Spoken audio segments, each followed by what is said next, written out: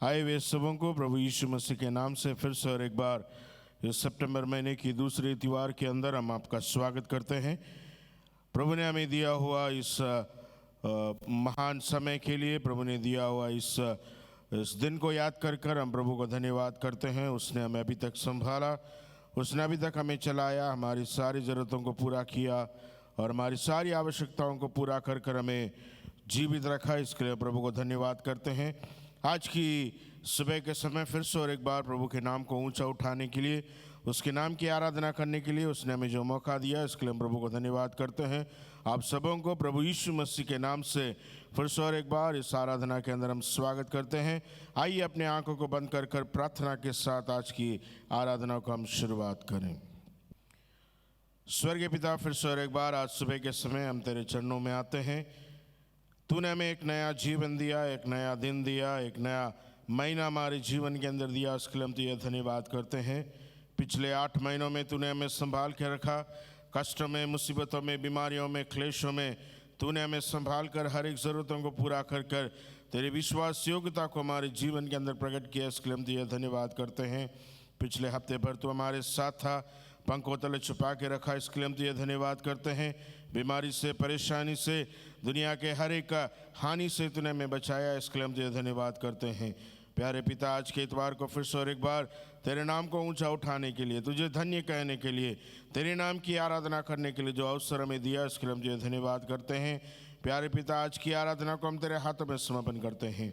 गीतों के द्वारा तेरे नाम की महिमा होने पाए, वचन के द्वारा तेरे नाम की महिमा होने पाए, सभी बातों में तेरा नाम ऊंचा उठने पाए। परमेश्वर, तू हमसे बोलो, बातचीत कर, तेरी आत्मा हमारे बीच में मंडराने पाए। तेरी कृपा में हम सबको तो लेकर चलने के लिए हम तुझसे प्रार्थना करते हैं। परिवारों के साथ मिलकर, घरों के अंदर बैठकर हमारे साथ जो आराधना कर रहे हैं, उन सबको तो आशीर्वादित कर। वचन को सुनने वाले प्रत्येक लोगों को तो आशीर्वादित कर। तेरी करुणा में हमारे जीवन होने पाए, दया में हमारे जीवन होने पाए। सारे गौरव, आदर, मान में हम तुझे देते हैं। प्रार्थना को सुनने के लिए धन्यवाद। यीशु के नाम से मांगते हैं, सुन और कबूल कर पिता परमेश्वर। आमीन, आमीन, आमीन। फिर से और एक बार प्रभु यीशु मसीह के नाम से हम आपको स्वागत करते हैं। आज की आराधना को हम शुरुआत करें। आइए कुछ गीतों को गाकर हम प्रभु की नाम की महिमा करें, प्रभु के नाम को ऊंचा उठाएं। जब हम गीत गाते हैं, आनंद के साथ, उत्साह के साथ, वर्शिप टीम के साथ मिलकर हम आराधना करें, प्रभु के नाम को ऊंचा उठाएं। आइए वे सबों को प्रभु यीशु मसीह के नाम से फिर से और एक बार स्वागत करते हैं इस आराधना के अंदर। आइए आराधना के साथ, आनंद के साथ कुछ गीतों को गाकर हम प्रभु की नाम की महिमा करें। सबसे पहले हम उस गीत को गाएं। एक नया गीत है जिसका नाम है मेरी चट्टान तू है प्रभु, मेरी रक्षा करने वाला प्रभु, पराक्रमी परमेश्वर, महिमा के योग्य है। तो ताली बजाकर आनंद के साथ इस गीत को गाएं। प्रभु आप सबों को आशीर्वादित करें।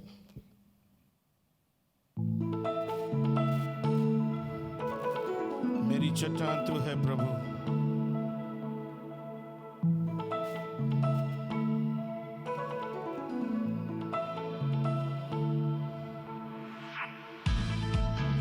Thank you, Master.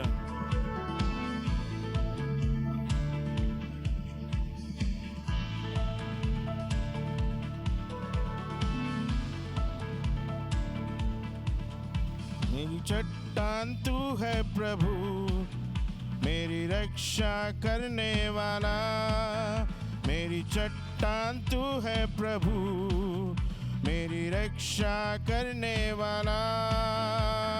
पराक्रमी परमेश्वर, महिमा के योग्य है तू। पराक्रमी परमेश्वर, महिमा के योग्य है तू। आराधना तेरी हो, आराधना तेरी हो, आराधना तेरी हो, आराधना तेरी हो। आइए मिलके गाएं। आराधना तेरी हो, आराधना तेरी हो, आराधना तेरी हो, आराधना तेरी हो। अपने पंखों तले मुझको सदा तूने आनंदित रखा। पवित्र प्रभु मेरा सहायक, स्तुति के योग्य है तू।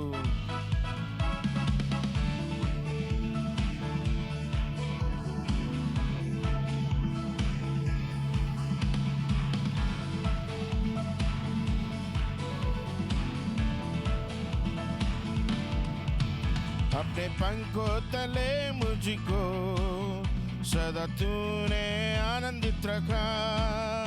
अपने पंखों तले मुझको सदा तूने आनंदित रखा। पवित्र प्रभु मेरा सहायक, स्तुति के योग्य है तू। पवित्र प्रभु मेरा सहायक, स्तुति के योग्य है तू। आराधना आराधना तेरी हो, आराधना तेरी हो, आराधना तेरी हो, आराधना तेरी हो। आइए मिलके गाए, आराधना तेरी हो, आराधना तेरी हो, आराधना तेरी हो, आराधना तेरी हो। मेरे निर्बल के समय में अपना अनुग्रह मुझको दिया। यीशु राजा तू बल मेरा, अब मैं नहीं डरूंगा।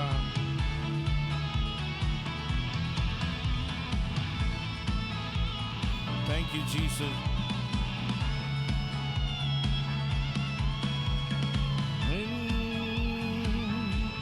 Thank you master. निर्बल के समय में अपना अनुग्रह मुझको दिया। मेरे निर्बल के समय में अपना अनुग्रह मुझको दिया। यीशु राजा तू बल मेरा, अब मैं नहीं डरूंगा। यीशु राजा तू बल मेरे, अब मैं नहीं डरूंगा। आराधना तेरी हो, आराधना तेरी हो, आराधना तेरी हो, आराधना तेरी हो, आराधना तेरी हो, आराधना तेरी हो, आराधना तेरी हो, आराधना तेरी हो। मैं जीवन भर सदा तेरी प्रशंसा करता रहूंगा। यीशु तेरी भलाइयों को गिन गिन कर स्तुति करूंगा।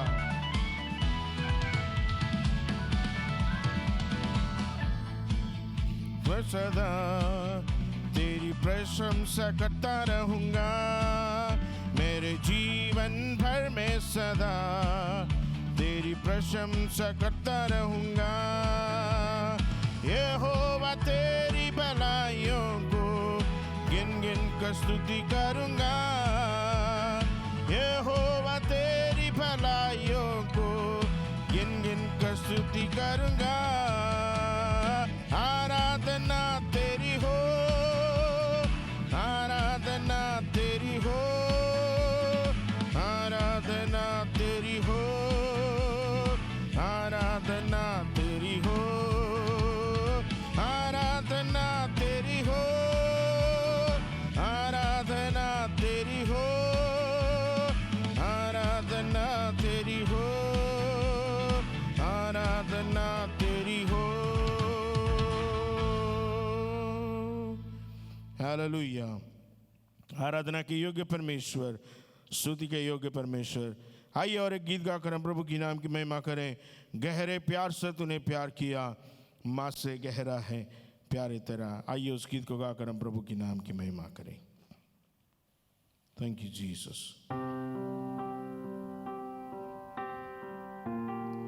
आराधना के साथ इस गीत को गाकर उस गहरे प्यार को याद कर हम प्रभु को धन्यवाद करें।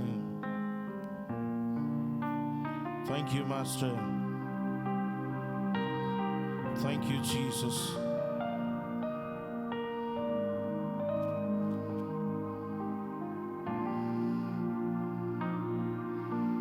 गहरे प्यार से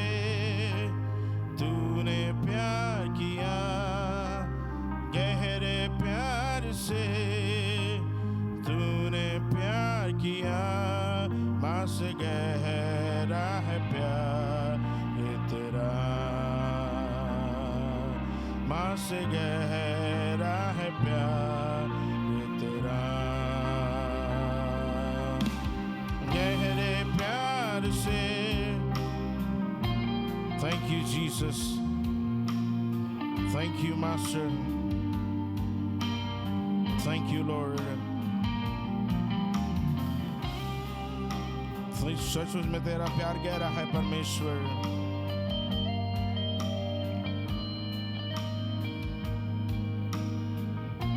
गहरे प्यार से तूने प्यार किया, माँ से गहरा है प्यार तेरा,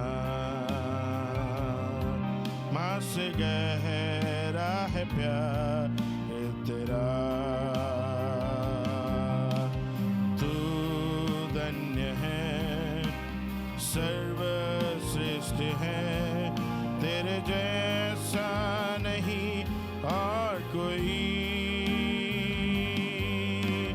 तू धन्य है, सर्वश्रेष्ठ है, तेरे जैसा नहीं और कोई।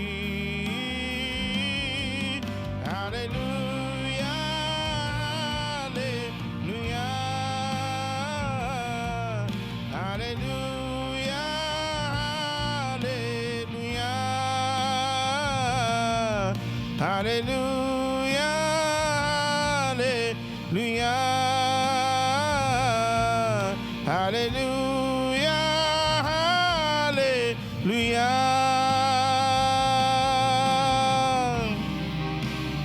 तुझे मैं कभी नहीं भूलूंगा परमेश्वर, तेरे साथ साथ तुम्हारे चलने वाला परमेश्वर है। ओ एक नूर के समान तो हमें साथ रहने वाला परमेश्वर। Thank you Jesus. उस प्यार को याद कर हम प्रभु को धन्यवाद करें। Thank you master. O Jesus, we worship you God. Thank you Lord. Amen, God. Thank you, Jesus. तुझे मैं कभी भूलूंगा नहीं, तुझे मैं कभी भूलूंगा नहीं, तेरे साथ ही साथ मैं चलूंगा, तेरे साथ ही साथ मैं चलूंगा। तू धन्य है, सर्वश्रेष्ठ है, तेरे जैसा नहीं और कोई। तू धन्य है, सर्वश्रेष्ठ है, तेरे जैसा नहीं और कोई। Hallelujah, hallelujah, hallelujah, hallelujah, hallelujah, hallelujah, hallelujah,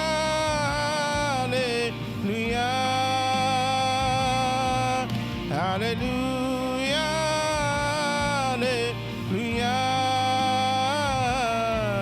hallelujah, hallelujah.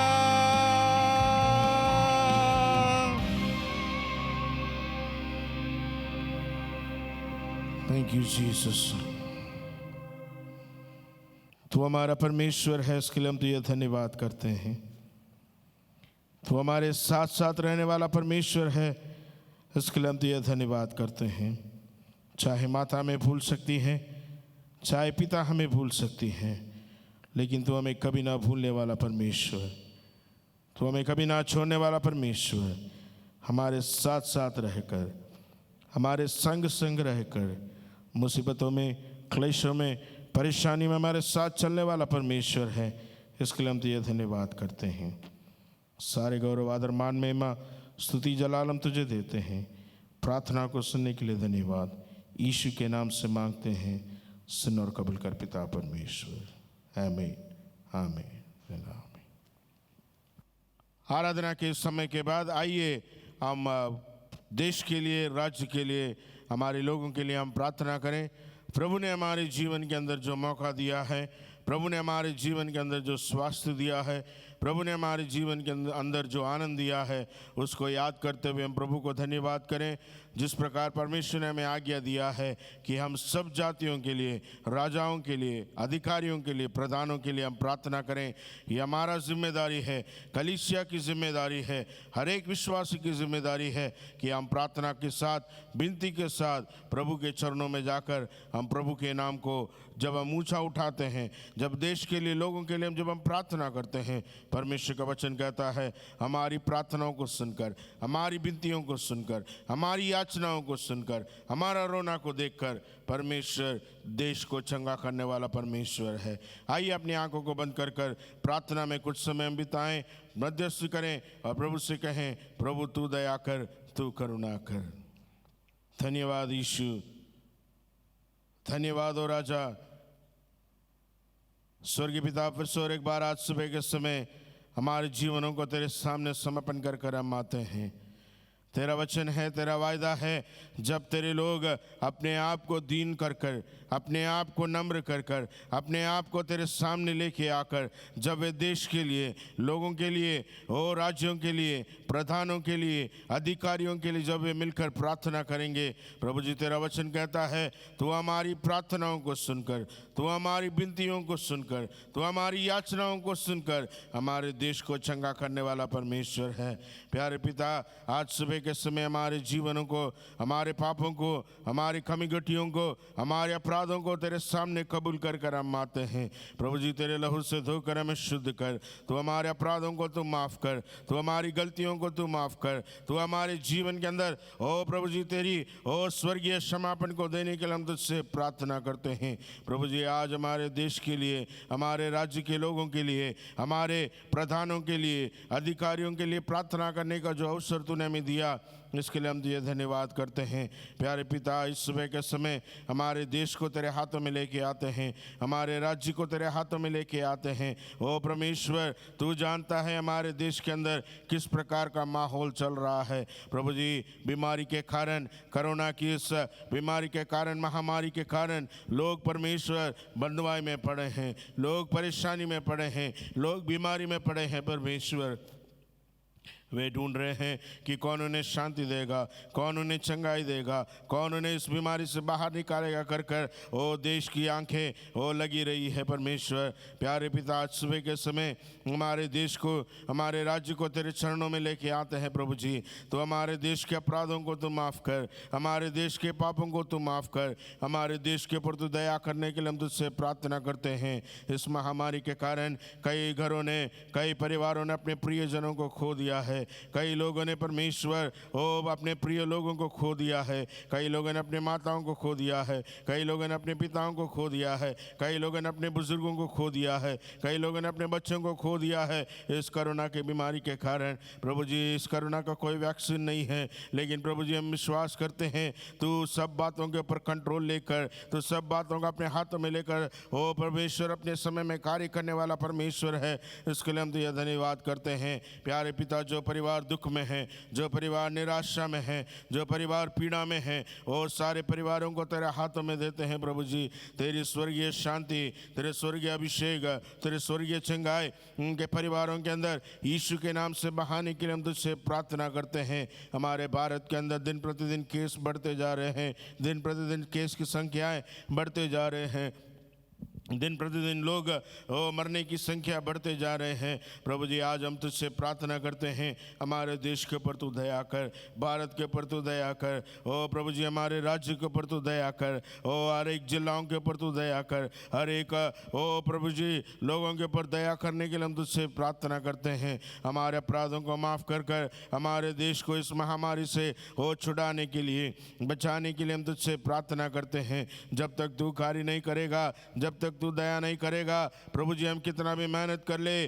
कितना भी ओ लोग ओ पिता परमेश्वर इधर उधर ढूंढ ले, कितना भी वैक्सीन का रिसर्च कर ले, लेकिन जब तक तेरा कार्य नहीं प्रकट होगा, जब तक तेरा चमत्कार प्रकट नहीं होगा प्रभु जी, इस महामारी से हमारे देश को कोई नहीं बचा सकता है। प्रभु जी, हम विश्वास करते हैं, प्रार्थना करते हैं, झुक कर तेरे चरणों में आते हैं, अपा पिता कहकर हम तुझे पुकारते हैं। प्रभु हमारे देश के ऊपर तू दया कर, प्रभु हमारे राज्य के ऊपर तू दया कर, हमारे लोगों के ऊपर तू दया कर। इस महामारी से बचाने के लिए हम तुझसे प्रार्थना करते हैं, हमारे आंध्रा के लिए प्रार्थना करते हैं, तेलंगाना के लिए प्रार्थना करते हैं। इन दोनों जिलाओं के ऊपर भी तेरी करुणा कर, तेरी दया कर परमेश्वर, तेरा कार्य को तो प्रकट कर परमेश्वर। दिन प्रतिदिन केस बढ़ते जा रहे हैं प्रभु जी, तू ओ परमेश्वर इस बढ़ोतरी को रोकने के लिए हम तुझसे प्रार्थना करते हैं। जब तूने आज्ञा दिया, तेरा वचन को सुनकर तूफाने भी थम गया परमेश्वर। तेरा वचन को भेजकर हमारे देश को चंगा कर, तेरा वचन को भेजकर ओ प्रभु जी इस महामारी को शांत करने के लिए हम तुझसे प्रार्थना करते हैं। ओ प्रभु जी, हमारे वाइजाग को भी तेरे हाथों में समर्पण करते हैं।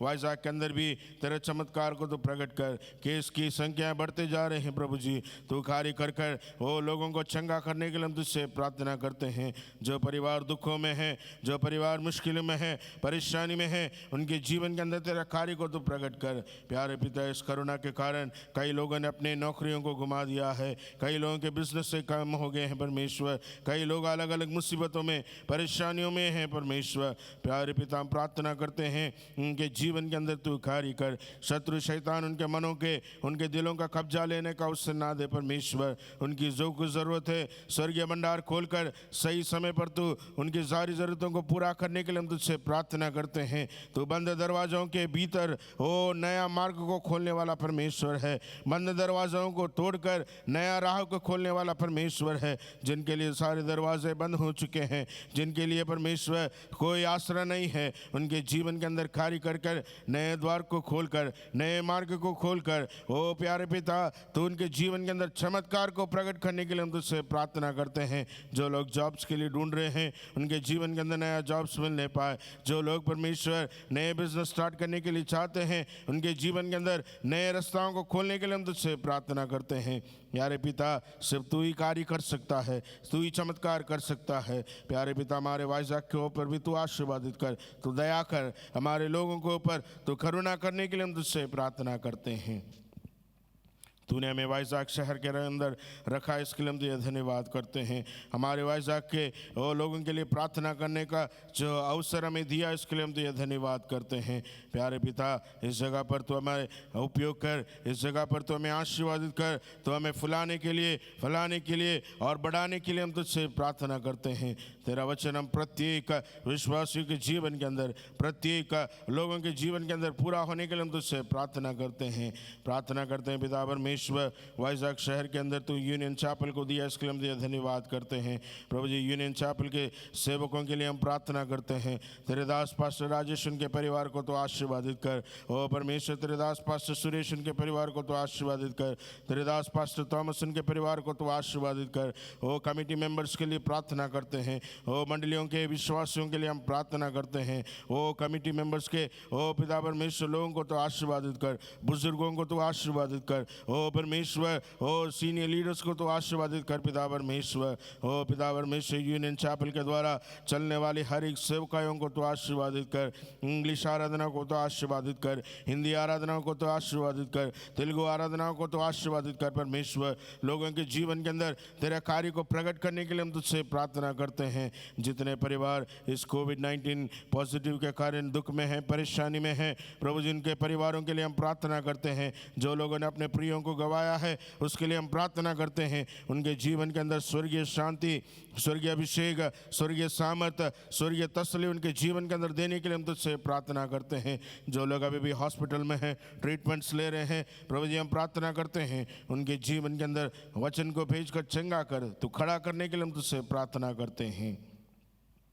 प्यारे पिता, प्रार्थना करते हैं परमेश्वर, तेरा कार्य उनके जीवन के अंदर तो प्रकट कर, तेरा अभिषेक उनके जीवन के अंदर तो प्रकट कर, तेरा चमत्कार उनके जीवन के अंदर प्रकट करने के लिए हम तुझसे प्रार्थना करते हैं। जितने डॉक्टर्स और नर्सेस हमारे मंडलियों के अंदर हैं, जितने पुलिस डिपार्टमेंट्स के लोग हैं, अलग अलग डिपार्टमेंटों में इस कोविड-19 के कारण वे लोग अलग अलग रीति से फील्ड में कार्य कर रहे हैं। प्रभु जी, हम उनके लिए प्रार्थना करते हैं, तेरा सुरक्षा उनके जीवन के अंदर दे, तेरा लहू का भाड़ा उनके जीवन के अंदर दे, उनके परिवारों के अंदर देने के लिए हम तुझसे प्रार्थना करते हैं। कोई भी प्रकार की बीमारी, कोई भी प्रकार की परेशानी उनके जीवन के अंदर यीशु के नाम में आने ना पाए। परमेश्वर, तेरे सुरक्षा उनके जीवन के अंदर देने के लिए हम तुझसे प्रार्थना करते हैं।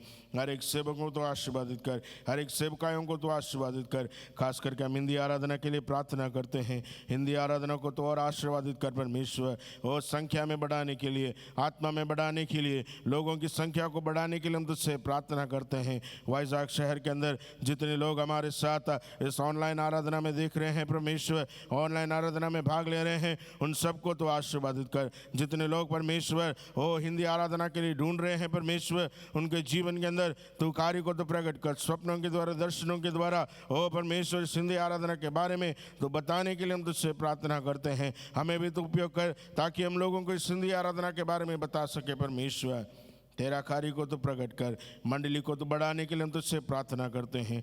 जितने कलीसियाँ, जितने मंडलियाँ हमारे वाइजाग शहर के अंदर हैं, हर एक मंडलियों को तो आशीर्वादित कर, हर एक कलीसियाओं को तो आशीर्वादित कर, हर एक पासवानों को तो आशीर्वादित कर, हर एक परिवारों को तो आशीर्वादित कर। प्यारे पिता, प्रार्थना करते हैं जितने मिशनरी संस्थाएं हैं, हर एक मिशनरी संस्थाओं को तो आशीर्वादित कर, उनकी सेवकायों को तो बढ़ाने के लिए हम तुझसे प्रार्थना करते हैं। हर एक ज़रूरत स्वर्ग खोलकर उनके पूरा करने के लिए हम तुझसे प्रार्थना करते हैं। प्यारे पिता, आज के वचन को भी तेरे हाथ में समर्पण करते हैं। तो हमें बलवंत कर, तेरे वचन के द्वारा तो हम प्रत्येक जन से बोलो, बातचीत कर। तेरा वचन लोगों के मनों के अंदर, दिलों के अंदर, जीवनों के अंदर कार्य करने के लिए हम तुझसे प्रार्थना करते हैं। तेरे स्वर्गीय अनुग्रह से भर, स्वर्गीय अभिषेक से भर परमेश्वर। तू हमसे बोलो, बातचीत कर। हमारे शब्द नहीं, हमारे मुख नहीं परमेश्वर, लेकिन तेरा मुख, तेरा वचन लोगों के जीवन के अंदर प्रकाशित होने के लिए हम तुझसे प्रार्थना करते हैं। वचन उनके जीवन के अंदर कार्य करने के लिए हम तुझसे प्रार्थना करते हैं। सारे लोगों को फिर से और एक बात तेरे हाथ में समर्पण करते हैं। सारे सेवकों को तेरे हाथ में हम समर्पण करते हैं। तेरे वचन से हमें तू बलवंत कर। सारे गौरव, आदर, मान में हम तुझे देते हैं। प्रार्थना को सुनने के लिए धन्यवाद। यीशु के नाम से मांगते हैं, सुन और कबूल कर पिता परमेश्वर। आमीन, आमीन, आमीन। आइए वचन की ओर हमारी ध्यान को हम लेके जाएं।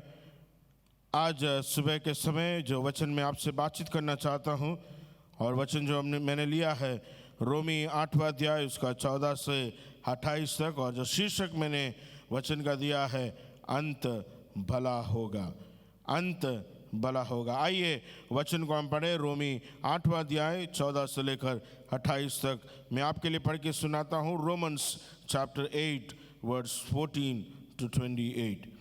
इसलिए कि जितने लोग परमेश्वर की आत्मा के चलाए चलते हैं वे ही परमेश्वर के पुत्र हैं। क्योंकि तुमको दासत्व की आत्मा नहीं मिली कि फिर भयभीत हो, परंतु ले पालकपन की आत्मा मिली है, जिससे हम हे अब्बा, हे पिता कहकर पुकारते हैं। आत्मा आप ही हमारी आत्मा के साथ गवाही देता है कि हम परमेश्वर की संतान हैं, और यदि संतान हैं तो वारिस भी हैं, वरन परमेश्वर के वारिस और मसीह के संगी वारिस हैं, कि जब हम उसके साथ दुख उठाएं तो उसके साथ महिमा भी पाएं। क्योंकि मैं समझता हूँ कि इस समय के दुख और क्लेश उस महिमा के सामने जो हम पर प्रकट होने वाली है कुछ भी नहीं है। क्योंकि सृष्टि बड़ी आशा भरी दृष्टि से परमेश्वर के पुत्रों के प्रकट होने की बाट जो रही है। क्योंकि सृष्टि अपनी इच्छा से नहीं पर अधीन करने वालों की ओर से व्यर्थता के अधीन इस आशा से की गई है कि सृष्टि भी आप ही विनाश के दासत्व से छुटकारा पाकर परमेश्वर की संतानों की महिमा की स्वतंत्रता प्राप्त करेगी। क्योंकि हम जानते हैं कि सारी सृष्टि अब तक मिलकर कहराती है और पीड़ाओं में पड़ी तड़पती है, और केवल वह नहीं पर हम भी जिनके पास आत्मा का पहला फल है, आप ही अपने कहराते हैं और ले पालक होने की अर्थात अपनी देह से छुटकारा की बाट जोते हैं। इस आशा के द्वारा हमारा उद्धार हुआ है। परंतु जिस वस्तु की आशा की जाती है, जब वह देखने में आए तो फिर आशा कहाँ रही?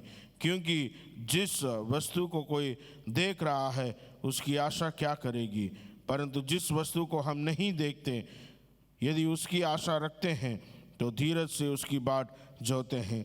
इस रीति से आत्मा भी हमारी दुर्बलता में सहायता करता है, क्योंकि हम नहीं जानते कि प्रार्थना किस रीति से करना चाहिए, परंतु आत्मा आप ही ऐसी आहे भर भर कर जो बयान से बाहर है हमारे लिए विनती करता है। और मनों का जांचने वाला जानता है कि आत्मा की मनसा क्या है, क्योंकि वह पवित्र लोगों के लिए परमेश्वर की इच्छा के अनुसार विनती करता है।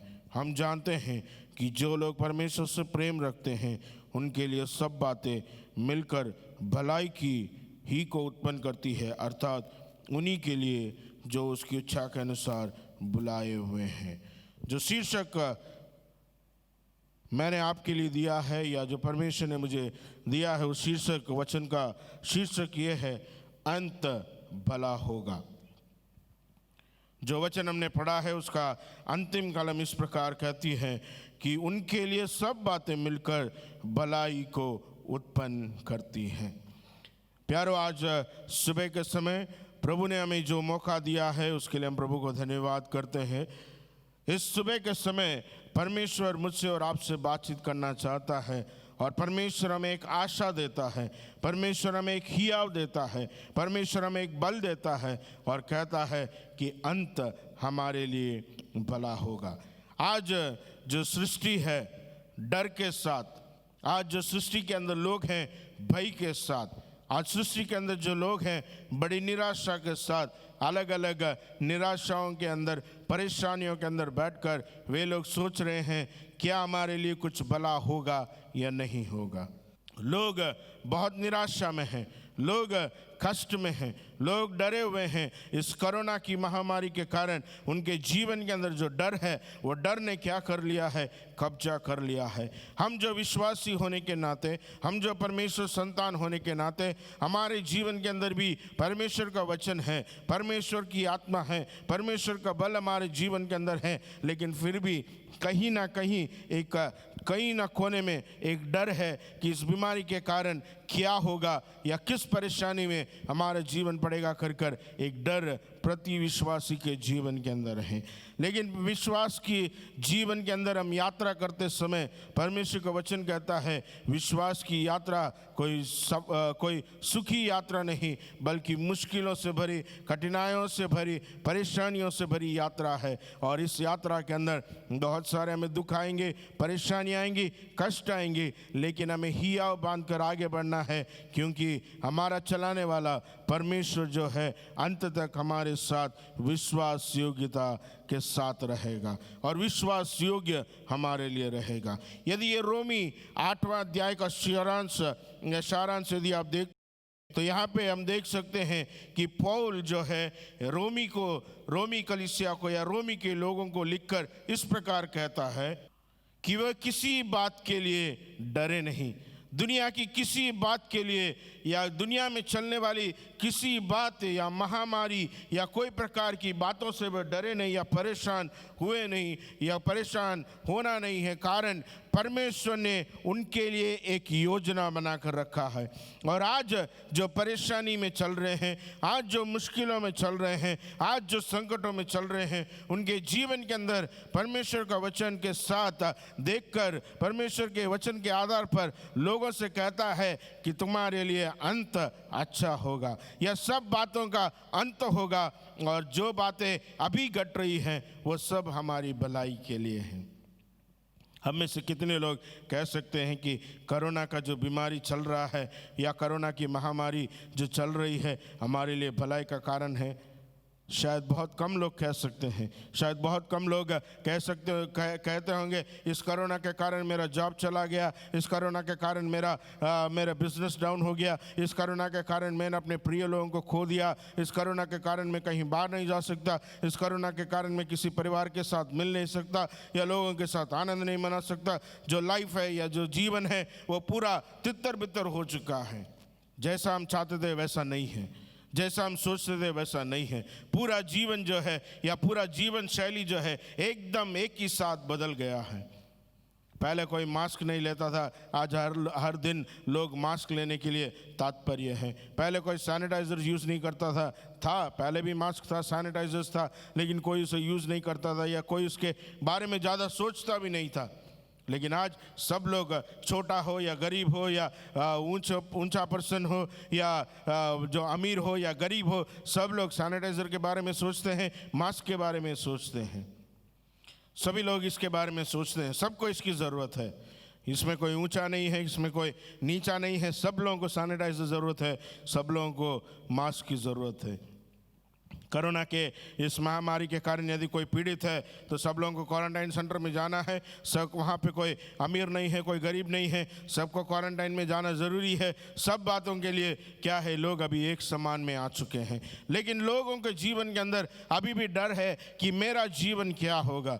लोगों के जीवन के अंदर अभी भी ये निराशा है कि कल क्या होने वाला है। लोग अभी भी डर के साथ हैं, लोग अभी भी भय के साथ हैं कि मेरे जीवन के अंदर क्या घटने वाला है। लेकिन एक विश्वासी होने के नाते, परमेश्वर की संतान होने के नाते पौल हमसे यही कहता है कि परमेश्वर अंत में जो कुछ हमारे लिए होता है वो सब कुछ भलाई के लिए उत्पन्न होती है। उनके लिए सब बातें मिलकर भलाई ही को उत्पन्न करती है। हमारे लिए अभी जो परेशानी है, हमारे लिए अभी जो समय है, हमारे लिए अभी जो कठिनाई हम जो झेल रहे हैं, वो हमारे लिए क्या है, भलाई को उत्पन्न कर सकती है।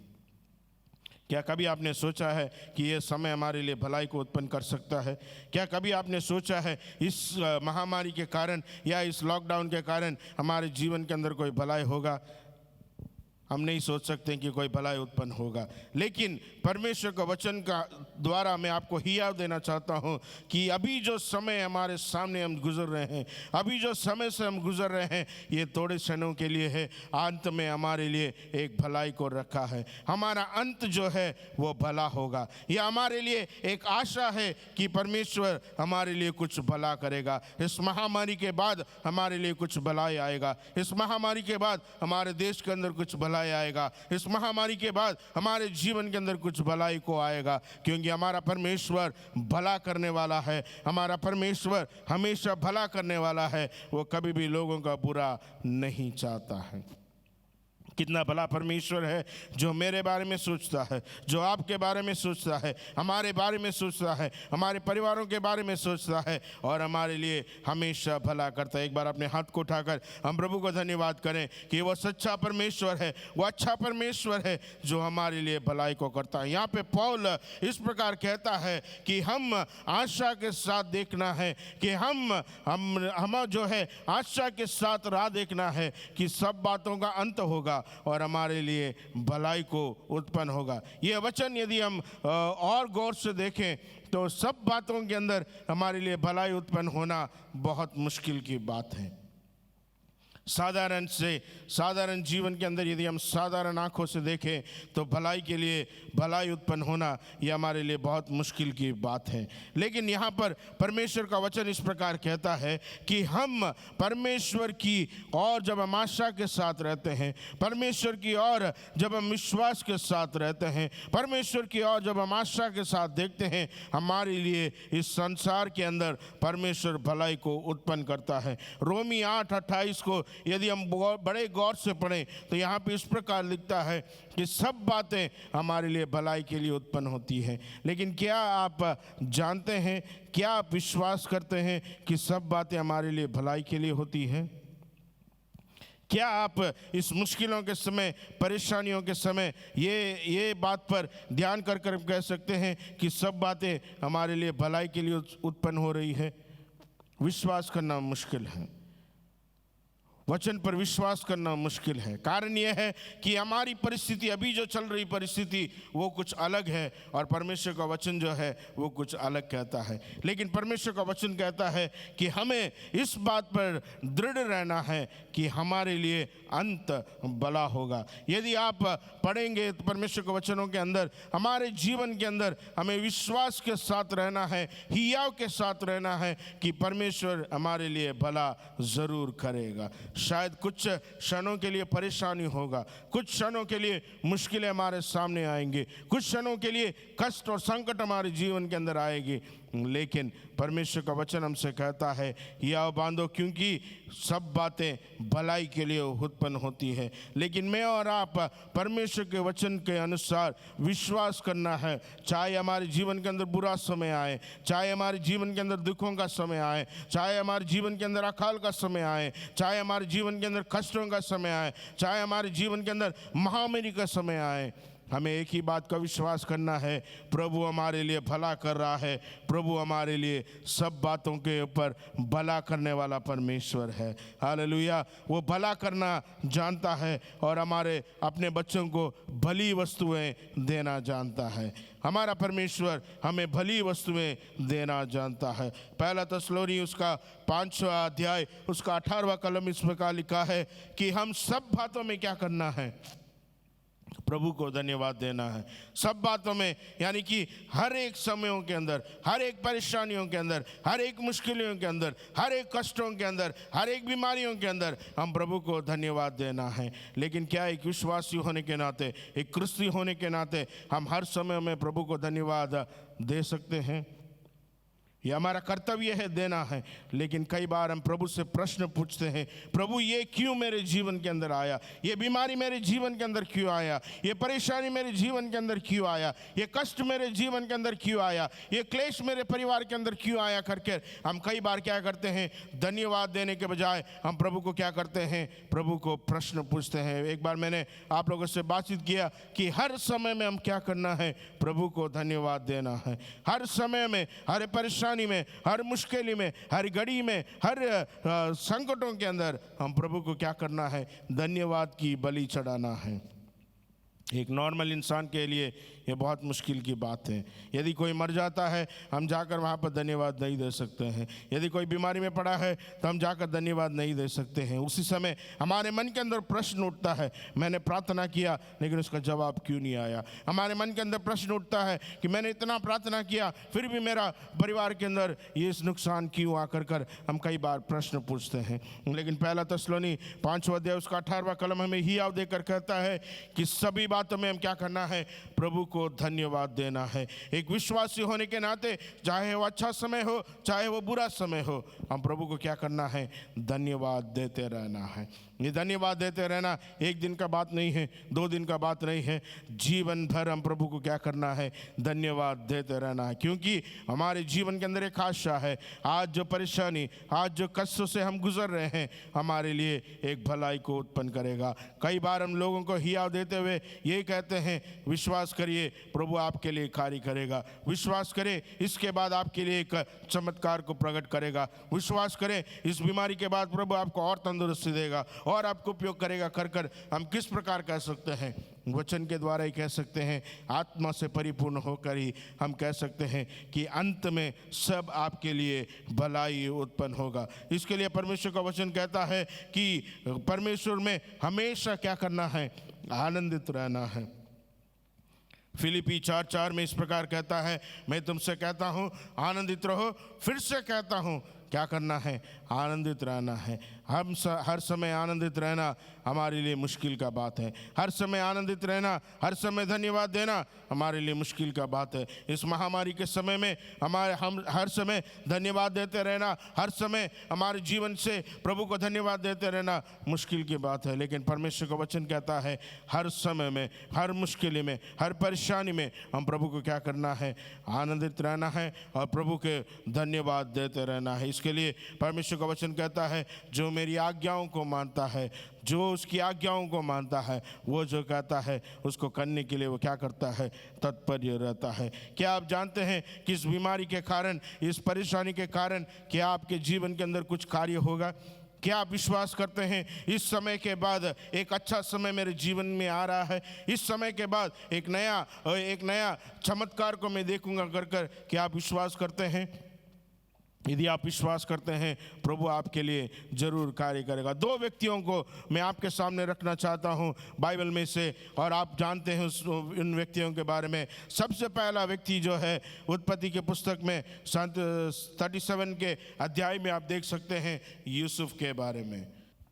यूसुफ के बारे में चरित्र आप पढ़ते हैं, यूसुफ के बारे में आप सबको पता है यूसुफ कौन था, यूसुफ क्या करता था। इस प्रकार लिखा है, याकूब के 12 पुत्रों में से यूसुफ जो था याकूब के लिए बहुत प्यारा पुत्र था। याकूब जो है, याकूब की पत्नियां 4 पत्नियां थी, उसमें से 2 उसकी, एक जो थी लेया थी, रेचल थी, और उसकी 2 दासियां थी। लेकिन इन सब के पुत्रों में से या पुत्री में से याकूब जो था यूसुफ को बहुत प्यार करता था। यूसुफ छोटा था कर उससे बहुत प्यार करता था, उसे बहुत लाड प्यार देता था। कारण यह था कि वो रेचल का पुत्र था, यानी राहेल का पुत्र था। इसी के लिए राहेल का पुत्र था कर उसे बहुत प्यार था, उस पर बहुत वो यूसुफ के प्रति याकूब को बहुत प्यार था। इसके लिए परमेश्वर का वचन कहता है कि उनके सब भाइयों में से याकूब जो था यूसुफ को बहुत प्रेम करता था। इसी के लिए उसने क्या किया, उसके लिए एक अच्छा अंगी जो था, यानी एक अच्छा रोब को उसने सिलाकर उसने यूसुफ को दिया। ये देखकर उसके भाई लोग क्या किया, उसके ऊपर जलन किया। वे लोग बहुत जलन हो गए और उससे कहा कि ये हमसे छोटा है, लेकिन हमारा पिता जो है इससे बहुत प्यार करता है। लेकिन उसके यूसुफ के जीवन चरित्र को यदि आप पढ़ते हैं तो वहाँ पे देखते हैं यूसुफ ने कई बार दर्शनों को देखा, यूसुफ ने कई बार स्वप्नों को देखा, और इस प्रकार अपने भाइयों से, अपने माता पिता से कहा कि मैं इस प्रकार देखता हूँ कि तुम सब लोग झुक कर मुझे दंडवत करोगे और मुझे नमन करोगे कर मैंने स्वप्नों को देखा, दर्शनों को देखा। कई बार उसने अपने भाइयों से कहा, अपने माता पिता से कहा। लेकिन परमेश्वर के वचन में इस प्रकार लेता है कि उसके भाई लोग उसकी समस्या को देखकर, पिता जो उसके ऊपर प्यार बरसाता था उसको देखकर वे क्या किए, जलन, उनके जीवन के अंदर जलन आया और उन्होंने एक दिन सोचा कि हम यूसुफ को ख़त्म कर दें।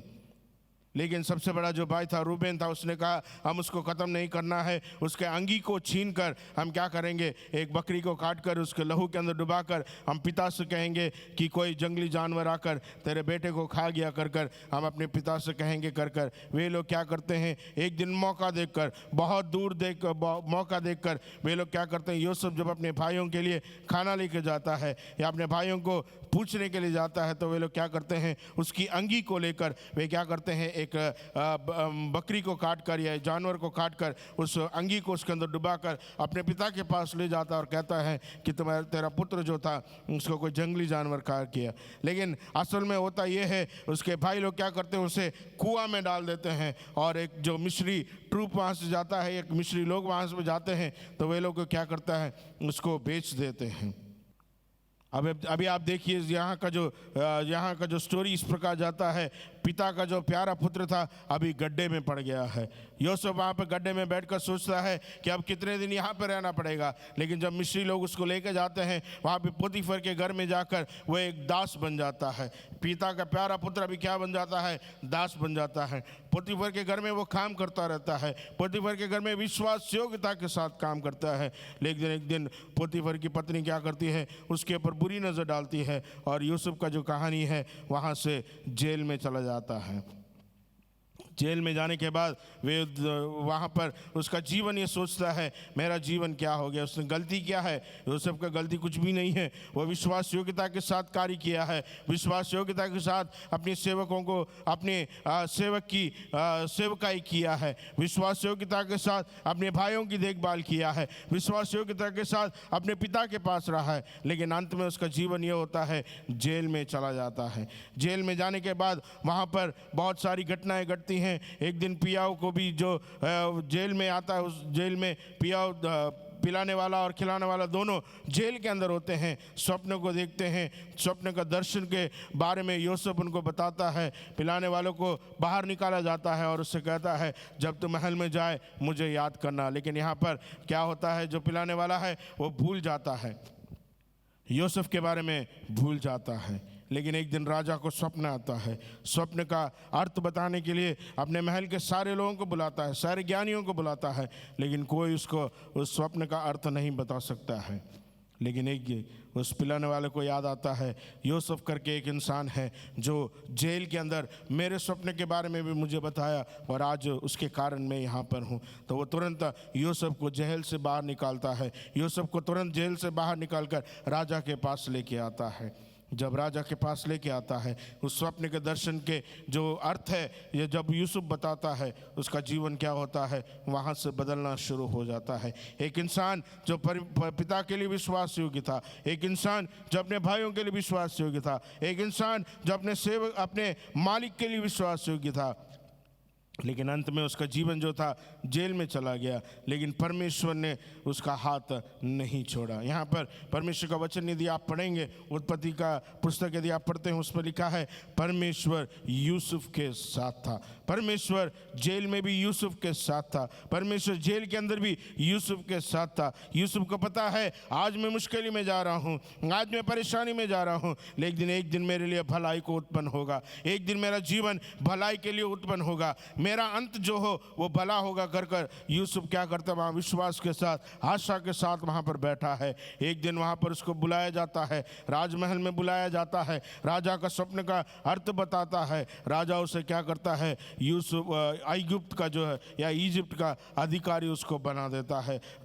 यूसुफ जो बोले वही करना है, यूसुफ जो बोले वही वहाँ पर होगा। यूसुफ के पास इतना अधिकार आ चुका है कि वो अपने परिवार को भी पोषण करने के लिए सामर्थ्यवान बन चुका है। हालेलुया। यूसुफ सोचा होगा शायद मेरा जीवन के बारे में प्रभु क्या करेगा कर उसने शायद सोचा होगा आज गड्ढे में गिर गया हूँ और पोतीफर के घर में चला गया हूँ, जो मेरा देश नहीं है, मैं अलग बंदवाई में चला गया हूँ करके शायद यूसुफ ने सोचा होगा। लेकिन परमेश्वर का वचन कहता है परमेश्वर यूसुफ के साथ था, परमेश्वर यूसुफ के साथ था और परमेश्वर का वचन कहता है उसके जीवन के अंदर भलाई को उत्पन्न हुआ। उसका अंत जो है वो भलाई के लिए उत्पन्न हुआ। वो वहाँ का राजा बन चुका है, वो वहाँ का प्रधान बन चुका है, वहाँ लोग उसको सल्यूट कर रहे हैं, आज लोग उसको देखकर नमन कर रहे हैं। एक दिन उसके परिवार वाले अकाल में हैं, अकाल में पड़ते समय अपने परिवारों को इजिप्ट में लेके आता है, इजिप्ट में लेके आकर उनका पालन पोषण भी करता है।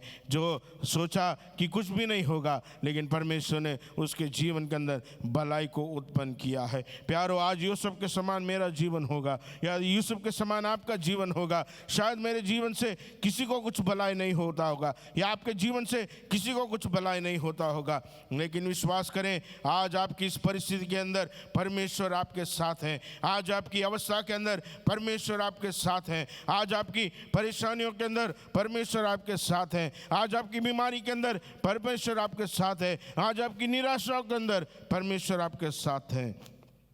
आपके लिए भलाई को उत्पन्न करने वाला परमेश्वर है। आपके जीवन के द्वारा भलाई को उत्पन्न करने वाला परमेश्वर है। आपके जीवन के अंदर अंत जो है वो भलाई होगा, भला ही भला आपके जीवन के अंदर होगा। दूसरा और एक व्यक्ति के बारे में आप यूसुफ के बारे में और आगे पढ़ते हैं तो वहाँ पर देख सकते हैं यूसुफ मर जाता है। यूसुफ वहाँ जो है अपना जीवन व्यतीत करते हुए जब यूसुफ का देहांत हो जाता है, मूसा क्या करता है, उसकी हड्डियों को लेकर परमेश्वर के संदूक के साथ वो वहाँ से बाहर निकलता है। हालेलुया। उसका अंत जो था वो भला हो गया। दूसरा और एक व्यक्ति जो परमेश्वर के वचन से मैं आपके साथ बताना चाहता हूँ वो है दानियल का जीवन। दानियल और यूसुफ का जीवन में बहुत समानता है, यानी दानियल और यूसुफ के जीवन के अंदर बहुत एकदम नज़दीकी संबंध है। दानियल के जीवन के बारे में भी इस प्रकार लिखा है, वो एक अच्छा हिब्री लड़का था। एक दिन बंदवाई में चला गया।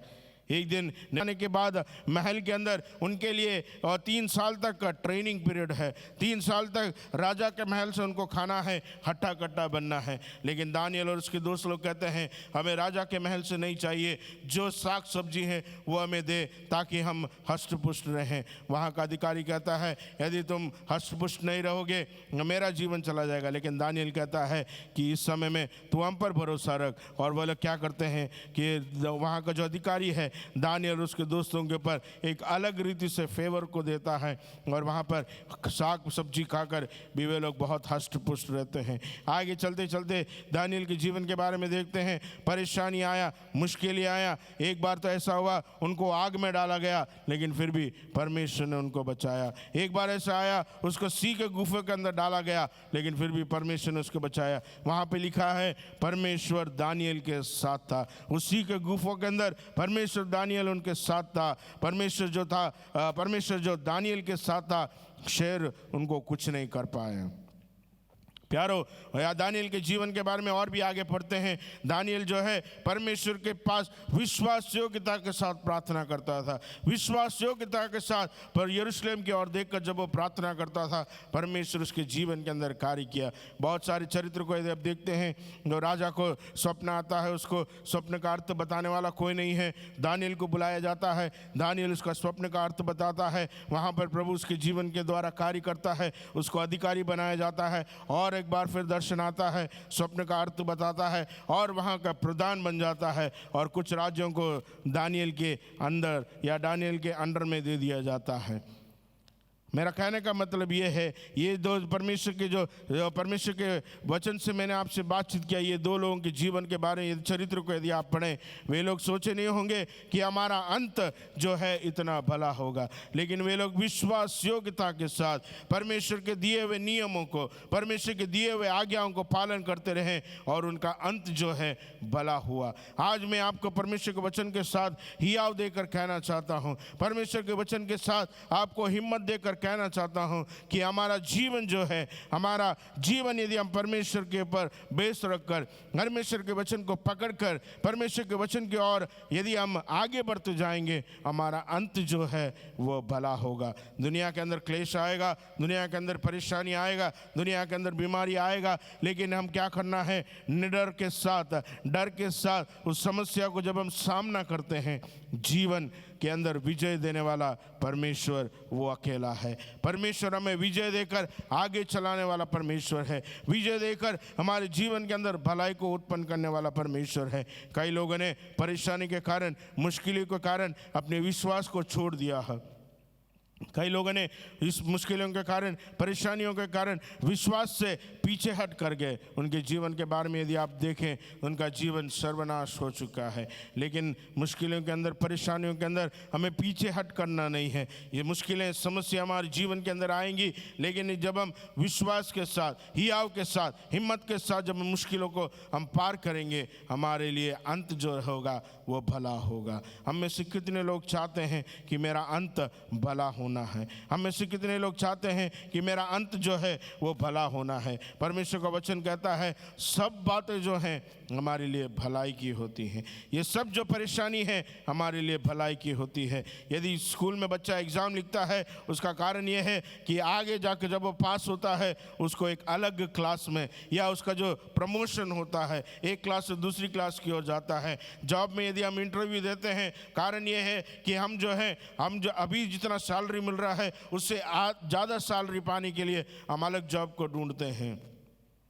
यदि बिना इंटरव्यू के यदि हम जॉब में चढ़ जाएं तो जो सैलरी पिछले मिलता था वही सैलरी मिलेगा। यदि बिना एग्ज़ाम के पास किया जाता है तो उसका कोई मज़ा नहीं होता। लेकिन जब वो एग्ज़ाम लिखकर, इंटरव्यू पास कर जब वो और एक कदम आगे बढ़ता है, उसके जीवन के अंदर आनंद ही कुछ अलग रहता है। जब बच्चा स्कूल में पास होकर रिजल्ट लेकर घर में आता है, बहुत खुशी के साथ, दौड़ के साथ आता है, बहुत कूदते हुए आता, कहता है मम्मी मैं पास हो चुका हूँ, या पापा मैं पास हो चुका हूँ, दूसरे क्लास में चला गया। मतलब दूसरे क्लास में या दूसरे एक कदम में बढ़ने पर उसका जो आनंद है वो कुछ अलग ही रहता है। एक विश्वास के जीवन के अंदर जो परेशानी, जो कष्ट, मुश्किलों को यदि आप पार कर यदि आप दूसरी ओर जाते हैं, एक आनंद है, एक भलाई है, एक अच्छी आशीषों को प्रभु ने हमारे जीवन के लिए रखा है। परमेश्वर का वचन कहता है लेकिन हम अंत तक क्या करना है? विश्वास योग्यता के साथ रहना है। परमेश्वर के वचन में कई बार लिखा है यदि हम अंत तक विश्वास योग्यता के साथ रहेंगे, जीवन का मुकुट वो हमें देगा।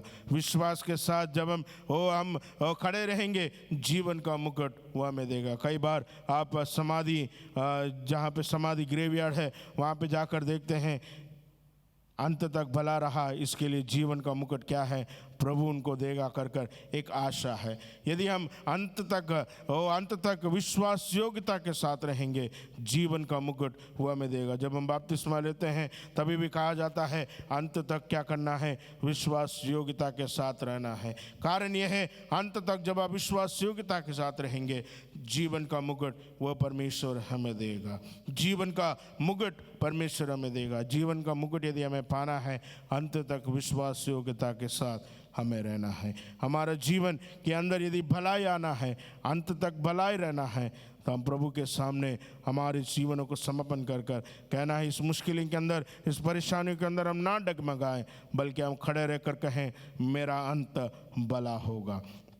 भला करने वाला परमेश्वर आपके जीवन के अंदर भला करेगा। यूसुफ के साथ रहा हुआ परमेश्वर, दानियल के साथ रहा हुआ परमेश्वर आपके साथ भी रहेगा, आपके जीवन के साथ भी रहेगा, आपके परिवार के साथ रहेगा। इस मुश्किलों के अंदर, घड़ियों के अंदर, परेशानियों के अंदर शायद आप निराश होंगे, हताश होंगे, लेकिन आज मैं आपको परमेश्वर के वचन के द्वारा हियाव देकर कहना चाहता हूँ, आज जो परेशानी में आप जा रहे हैं, आज जो मुश्किलों से आप गुजर रहे हैं, आपके लिए भलाई को उत्पन्न करेगा, मेरे लिए भलाई को उत्पन्न करेगा, मेरे परिवार के लिए भलाई को उत्पन्न करने वाला परमेश्वर हमारे लिए भलाई करेगा। आइए अपने आंखों को बंद कर कर प्रभु के आगे हम समर्पण कर कर हम प्रभु से कहें, स्वर्गीय पिता, तेरे वचन के लिए हम तुझे धन्यवाद करते हैं। तेरा वचन कहता है तू हमारे लिए सब बातें भलाई के लिए उत्पन्न करता है। पौलुस के द्वारा तूने हमसे बोला और बातचीत किया, यूसुफ के द्वारा तूने हमसे बोला और बातचीत किया, दानियल के जीवन के द्वारा तूने हमसे बोला और बातचीत किया। यदि हम अंत तक विश्वास योग्यता के साथ रहते हैं, जीवन का मुकुट तू हमें देने वाला परमेश्वर है। आज कई लोग परेशानी में गुजर रहे हैं, आज शायद हमारे जीवन के अंदर मुश्किलें, परेशानी, कष्ट में यदि हम गुजर रहे हैं, हमारे जीवन के अंदर कोई शांति नहीं है, कोई आनंद नहीं है, अलग अलग रीति से हमारे जीवन के ऊपर प्रहार होते समय तेरा वचन कहता है विश्वास योग्यता के साथ खड़े रहने पर तू हमारे लिए भला करने वाला परमेश्वर है। वो हमारा अंत भला करने वाला परमेश्वर है। तो हमारे लिए सब कुछ भला करने वाला परमेश्वर है। इसके लिए हम तुझे धन्यवाद करते हैं। तेरा वचन के आगे हमारे सिरों को झुकाते हैं, तेरे वचन को हम अपनाते हैं और विश्वास करते हैं। तो हमारे लिए भलाई को रखा है, भलाई करने जा रहा है। इसके लिए हम तुझे धन्यवाद करते हैं। सारे गौरव, आदर, मान में स्तुति जलाल हम तुझे देते हैं। प्रार्थनाओं को सुनने के लिए धन्यवाद। यीशु के नाम से मांगते हैं, सुन और कबूल कर पिता। आइए आशीर्वाद के लिए अपने सिरों को झुकाएं। अभी हमारा पिता परमेश्वर का प्रेम, पुत्र यीशु मसीह का अनुग्रह, पवित्र आत्मा की संगति और सहभागिता हमारे साथ, हमारे परिवारों के साथ यीशु मसीह के दूसरे आगमन तक निरंतर होती रहें। आमीन, आमीन, आमीन। प्रभु आप सबों को आशीर्वादित करें। प्रभु आपके जीवन के अंदर कार्य करें। अंत तक विश्वास योग्यता के साथ रहें। भलाई आपके जीवन के अंदर प्रभु करेगा। प्रभु आप सबों को आशीर्वादित करें।